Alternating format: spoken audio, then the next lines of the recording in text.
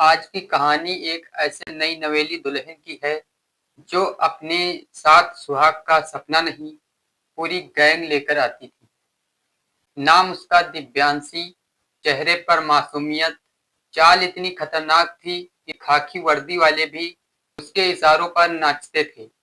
ये सिर्फ लुटेरी दिव्यांशी नहीं, ये करोड़ों का जाल बिछाने वाली हनी ट्रैप क्यून थी।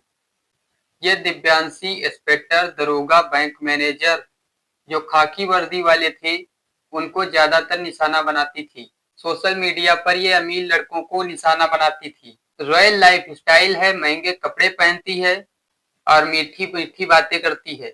हर वीडियो, हर फोटो एक ही उद्देश्य से डालती थी कि लोगों को शिकार बनाना है। जब ये लोगों को लूटना शुरू की तो इसका नाम लुटेरी दुल्हन पड़ गया। ये दुल्हन बनकर के लोगों को लूटती थी, उनके साथ शादियां करती थी। इसके जाल में कई दरोगा और कई इंस्पेक्टर और कई बैंक मैनेजर भी फंसे। जब इसकी पोल खुली तो इसके पास 10 बैंक अकाउंट और 2 करोड़ रुपए मिले।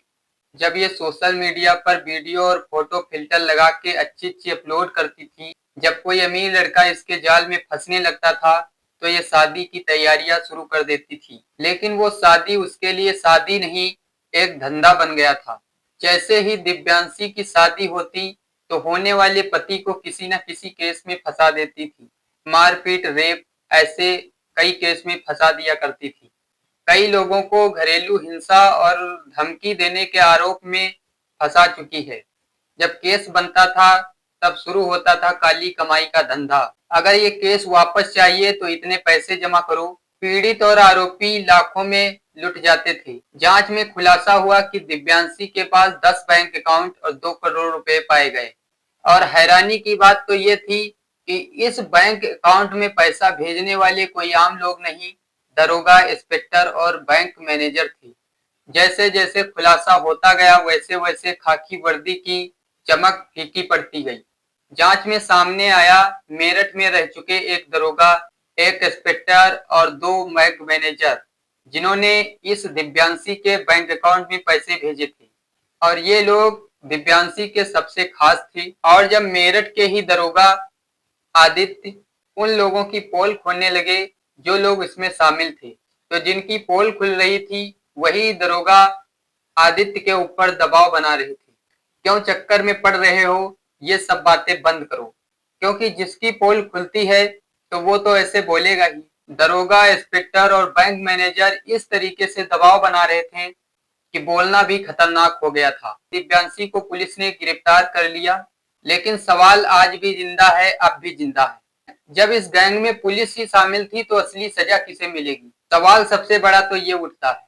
अब तो कोर्ट में दिव्यांशी को ये बताना होगा कितने लोगों को उसने फंसाया था, कितने घर बर्बाद किए, किसके कहने पर इसके लिए खाकी वर्दी वाले भी वसूली करते रहे। अभी तक आज तक यही पता चला है, दिव्यांशी का जितना सच खोदोगे उतना निकलता रहेगा। अब कुछ का सवाल तो ये है, क्या दिव्यांशी अकेले है कि इसके पीछे किसी बड़े नेटवर्क का हाथ है?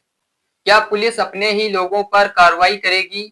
क्या पीड़ितों को इंसाफ मिल पाएगा? अब लोगों के सवाल तो ये उठ रहे हैं। अब इन सारे सवालों का जवाब तो अदालत में ही होगा। तो ये थी नवेली लुटेरी दुल्हन की काली सच्चाई।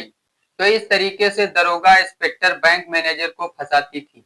अगर आपके पास कोई इस तरीके की स्टोरी है, कोई केस से रिलेटेड, तो आप मुझे कमेंट में दे सकते हो। तो बाकी अगर ये वीडियो थोड़ा भी अच्छा लगा हो तो इस वीडियो को लाइक कर देना। और इस दिव्यांशी के लिए आप क्या कहना चाहोगे? और चैनल को सब्सक्राइब करना बिल्कुल मत भूलना। तो अब चलिए मिलता हूँ आपको किसी और वीडियो के साथ। तब तक के लिए जय हिंद।